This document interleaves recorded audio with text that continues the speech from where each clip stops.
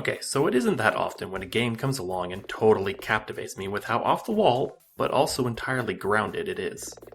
Nina Aquila Legal Eagle is one of those kinds of games. Well, game series. Technically, there are two separate games currently, split into Chapter 1 and Chapter 2. But since Chapter 1 plays more like a tutorial and is rather short compared to the second installment, I figured it would be easier to do a review for just them both as one. The games are pretty much Phoenix Wright made for RPG Maker, and it's done pretty damn well. The writing is fast-paced, well-written, and doesn't get bogged down too much in the court sessions. The actual exploration parts are both better and worse than Phoenix Wright, more on that in a second. And the characters are vibrant, interesting, and compelling. There's also an underlying mystery that is going on parallel to the case you're working on, and I found it highly intriguing. Layers upon layers. I love that stuff. Exploring for clues and evidence to help out your clients is very dynamic. This is where it goes better than Phoenix Wright. The stories so far borrow a lot from popular anime and pop culture, with the second chapter focusing on a card game akin to Yu-Gi-Oh! And the teaser for Chapter 3 at the end of Chapter 2 gives us the devs version of Initial D. What kind of sets this game apart from most other visual novel RPG hybrids is you actually got to play the card game, and it was actually really well done. Unlike Phoenix Wright, the game moves along in a pretty directed manner. You don't really get the option of free exploration of different crime scenes or locations and whatnot. It's all pretty linear. And even the card game can't really be lost, quote unquote. The only real game overs come from the court scenes where, much like Phoenix Wright, you have to press the witnesses and present the proper evidence at the proper time. But sometimes logical leaps can be incorrect depending on how the game sets up what evidence should be shown where. And some court cases seem to be more like just twists for the sake of twists. You know what I mean? The game has an excellent story and narrative. The characters and plot kept me interested without being overbearing or boring. There's tons of good humor and a lot of heart. I love the character designs.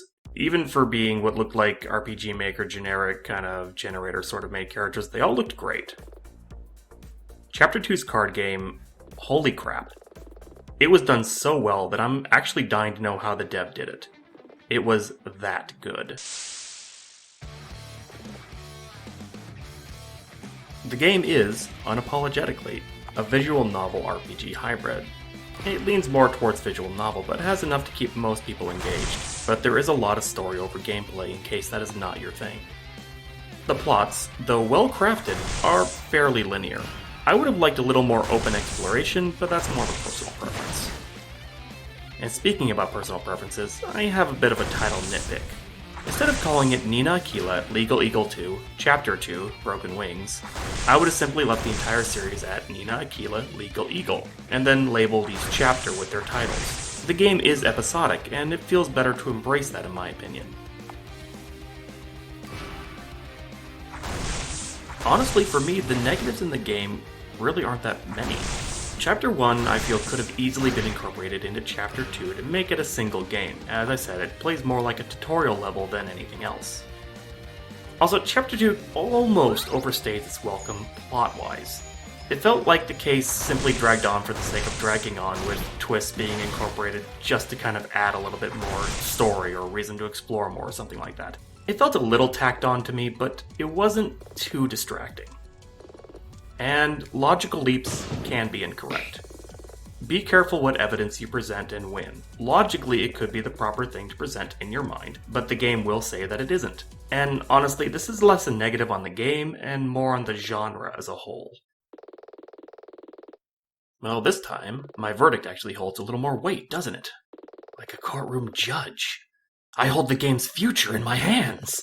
Only I have the power to judge if it is guilty of being really fun to play or innocent of being boring and terrible. Objection! Wait, those are the same thing. Ugh. At any rate, this game is well worth the price, and the first chapter is free. So go and pick it up, then buy Chapter 2. It's worth every penny. I'm HawkZombie. Thanks for listening.